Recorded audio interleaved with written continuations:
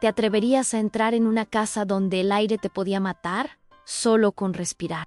Porque mientras tú te quejas de llevar mascarilla en el metro, en el siglo XVII había tíos vestidos como pájaros entrando en casas llenas de cadáveres. Y no era un disfraz de carnaval, era el uniforme de un trabajo que nadie quería hacer. Un trabajo donde muchos no aguantaban ni un brote entero. Un trabajo donde tu herramienta principal no era un bisturí, era un palo largo para no tocar a los muertos. Hoy os voy a contar por qué los médicos de la peste se pusieron un pico relleno de hierbas en la cara, por qué creían que eso los salvaría, y por qué, al final, muchos acabaron igual que sus pacientes. Mucho peor en Beilen empezamos en Italia, siglo XVII, pleno verano. Una calle estrecha, tan estrecha que si extiendes los brazos puedes tocar las paredes de ambos lados. Casas de piedra apretadas unas contra otras como dientes podridos en una boca infectada en puertas cerradas, algunas selladas con tablones clavados desde fuera, otras marcadas con una cruz roja pintada a brochazos. La cruz significa una cosa: aquí hay peste. No entres, no toques, no respires cerca. En la calle, nada, ni un perro, ni siquiera ratas, porque hasta las ratas han aprendido a huir. El sol pega fuerte, pero nadie abre las ventanas, porque abrir la ventana significa dejar entrar el aire. Y el aire, según todos creen, es lo que mata en silencio, pero no el silencio bonito de un domingo por la mañana. El silencio de cuando todos están muertos.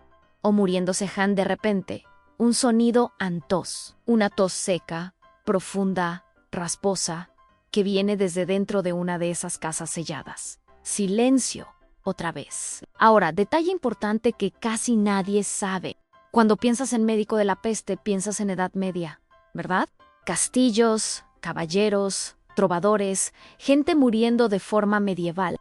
Esa imagen del médico con pico de pájaro que todos conocemos, esa que sale en todas las pelis de terror. En todos los videojuegos ambientados en epidemias, en todos los disfraces de Halloween, esa imagen tan icónica que cuando la ves, ya sabes que es el médico de la peste, pues resulta que no es de la Edad Media para nada. Es del siglo XVII, en Renacimiento tardío. La peste bubónica ya llevaba siglos matando gente. Sí. El brote más famoso, la peste negra, fue en 1348. Ese mató a 1/3 de Europa, 30 millones de personas. Pero en ese brote, los médicos no llevaban pico, no existía ese traje. Todavía no. El diseño del médico de la peste, ese que todos reconocemos, se popularizó sobre todo en los brotes del 1600. En Italia, en Francia, en Alemania, en España.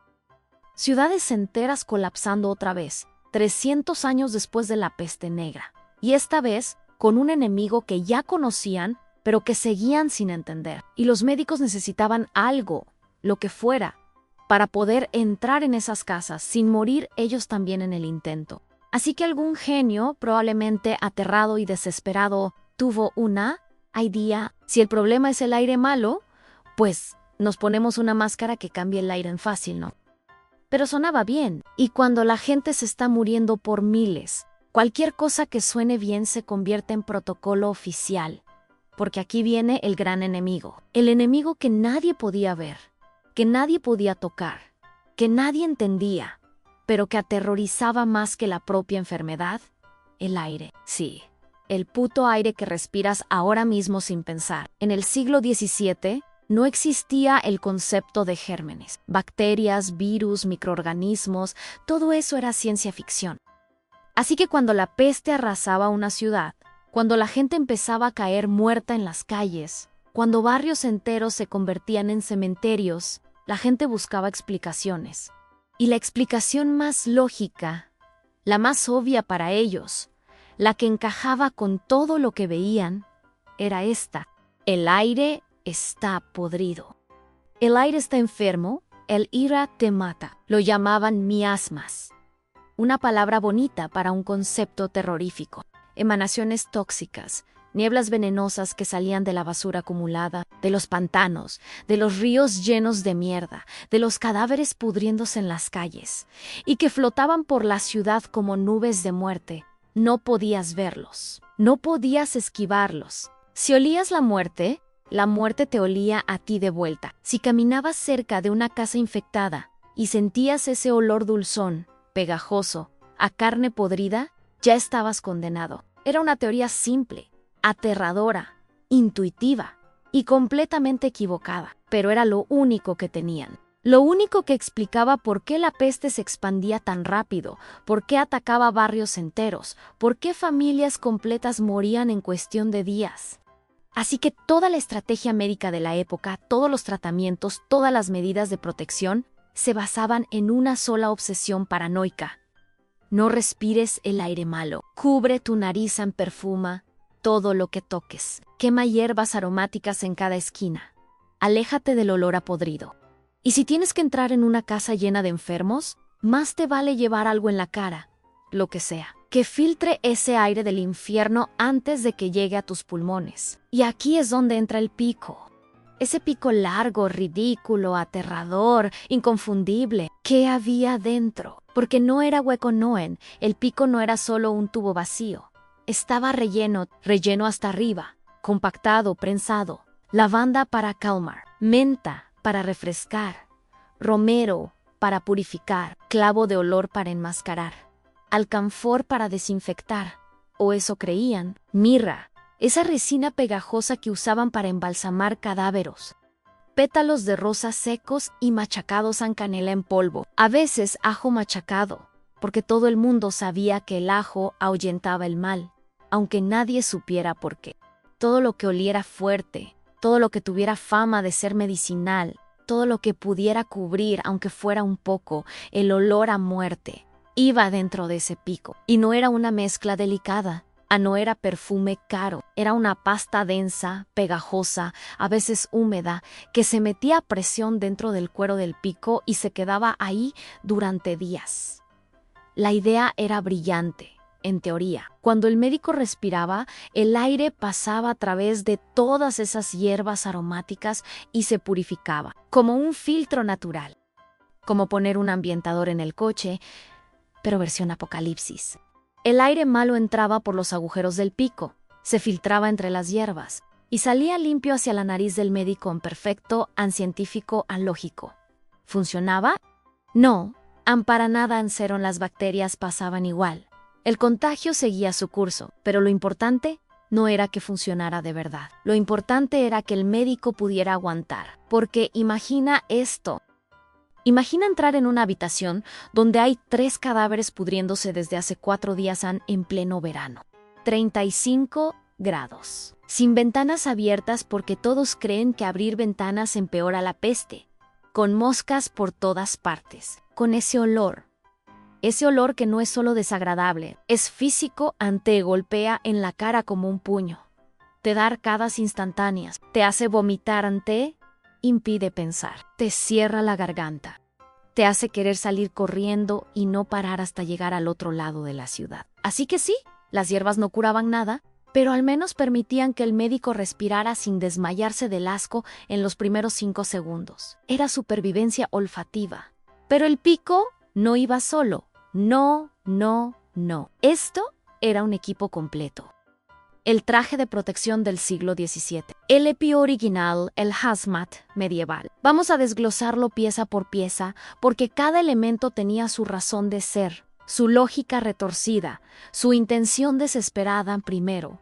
La capa, la pieza más visible, la más intimidante, a veces incluso arrastrando por el suelo gruesa pesada.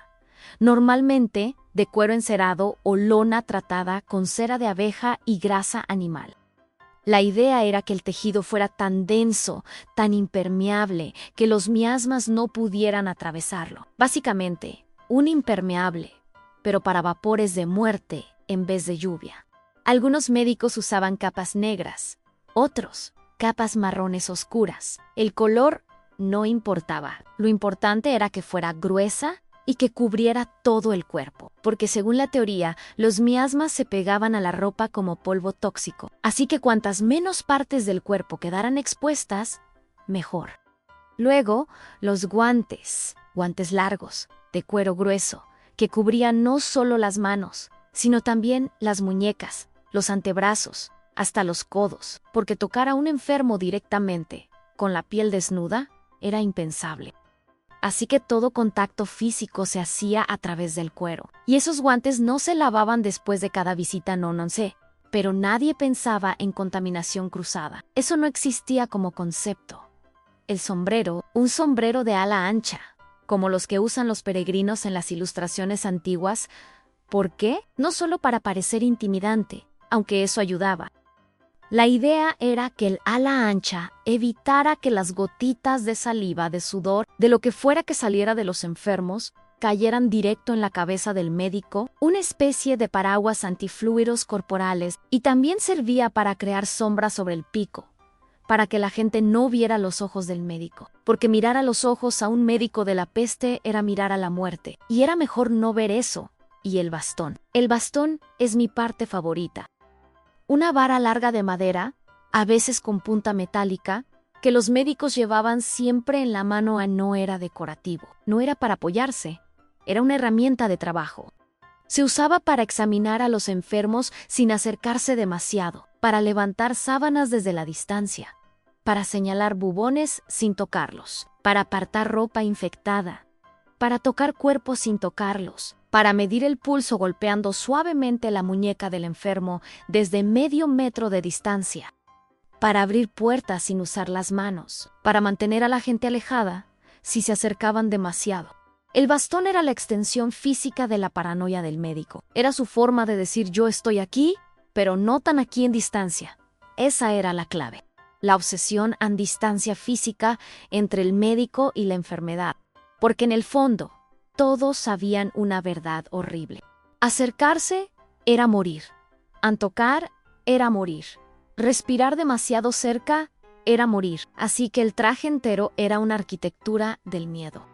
Ahora bien, ¿qué hacían realmente estos médicos? ¿Cuál era su trabajo día a día? Porque aquí viene la parte incómoda.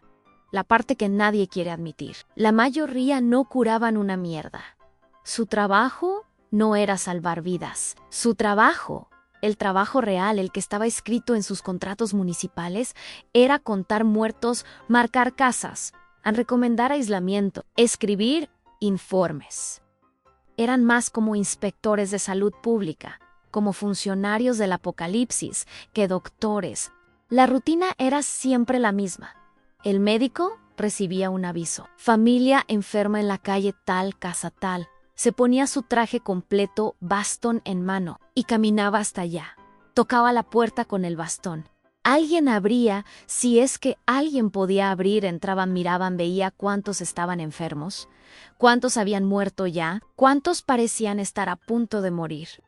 Anotaba los nombres en un registro oficial. A veces, solo a veces, daba recomendaciones: quemad esa ropa, ventilad la habitación, rechad mucho, preparaos para lo peor, y se iba. No había tratamientos reales. No había medicinas efectivas, no había cirugías que salvaran vidas. La peste bubónica no tenía cura en esa época.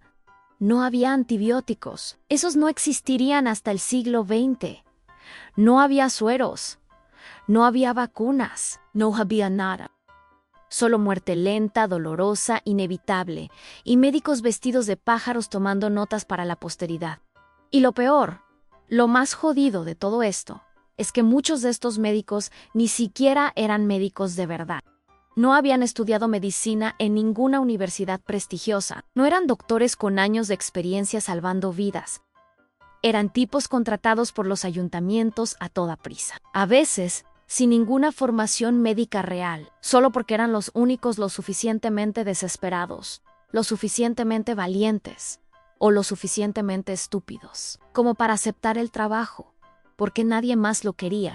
Los médicos buenos, los médicos de verdad, los que tenían dinero y reputación, se largaban de las ciudades en cuanto empezaba un brote. Se iban a sus casas de campo, se encerraban con sus familias, dejaban morir a la plebe. Así que los ayuntamientos tenían que contratar a quien pudiera, barberos, cirujanos, de segunda, curanderos, tipos, que sabían un poco de hierbas y mucho de cobrar. Les pagaban bien. Eso sí, muy bien, porque nadie más quería hacerlo. Algunos cobraban salarios enormes, el equivalente a un año de sueldo de un trabajador normal, por 6 meses de trabajo. Claro, 6 meses de trabajo entrando en casas infectadas todos los días. Así que sí, el dinero era bueno. Sí sobrevivías para gastarlo. Así que cuando veías el pájaro negro caminando por tu calle, no pensabas gracias a Dios, llegó el doctor que me va a curar. Pensabas mierda, ya llegó el que confirma oficialmente que mi familia se va a morir y que van a clavar tablones en mi puerta para que no salgamos nunca más. Pero espera, que aún no hemos entrado en la casa y tenemos que entrar, porque si no entras, no entiendes nada, no entiendes el horror real. No entiendes por qué estos tíos necesitaban un pico relleno de hierbas solo para poder respirar. Vamos a entrar en una de esas casas selladas. Guay, te advierto, esto se pone muy feo. Imagina una habitación pequeña, 3 metros por 3 metros en techo bajo, una ventana, pero está cerrada, sellada con trapos porque la familia cree que si entra aire de la calle empeora todo.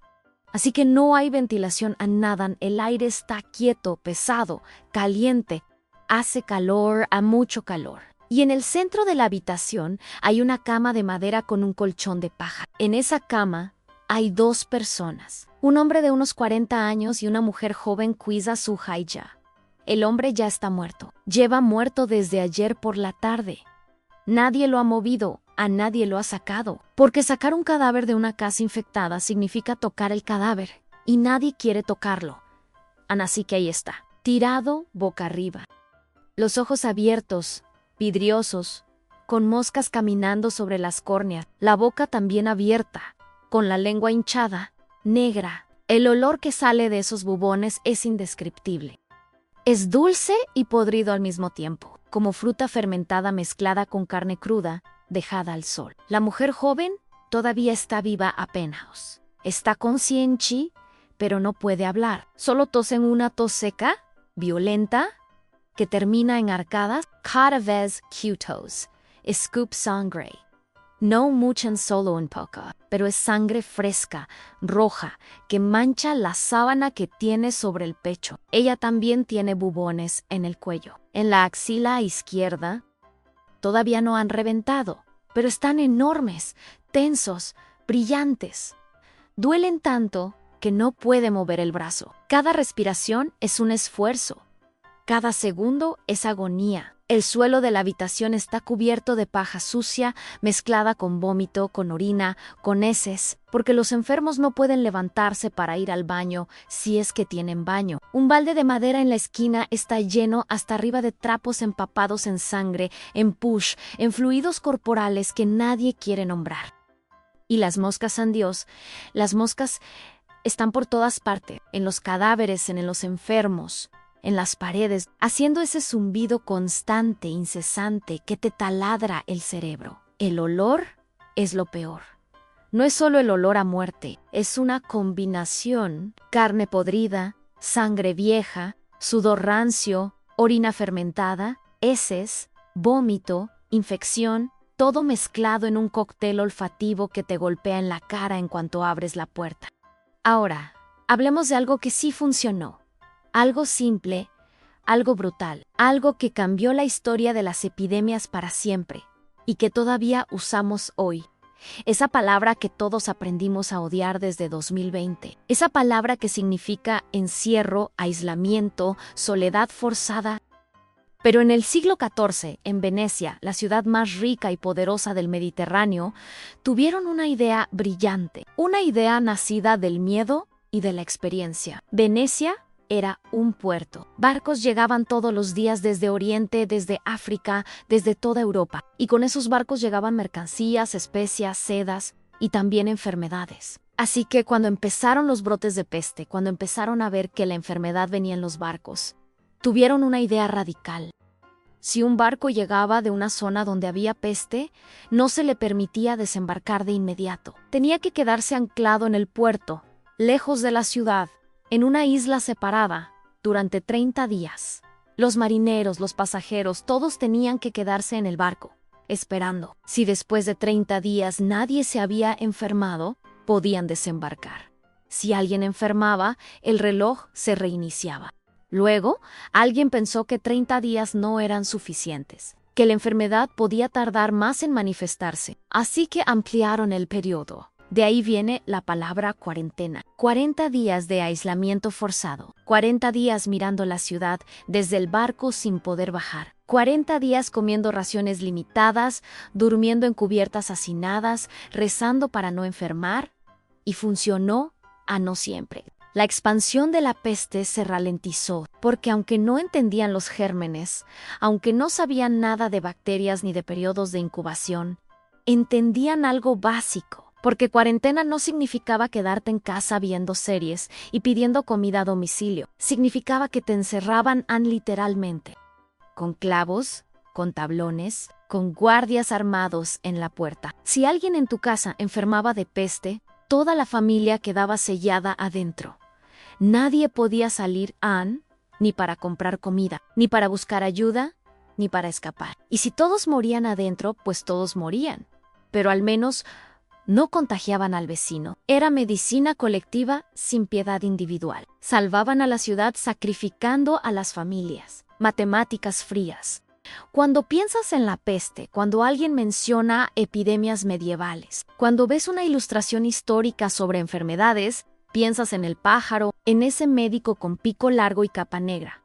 Es el rostro de la peste. Es el símbolo universal, está en películas, en series, en videojuegos, en cómics, en disfraces de Halloween, en tatuajes, en arte conceptual, en memes. Es una imagen poderosa, inquietante, inmediatamente reconocible.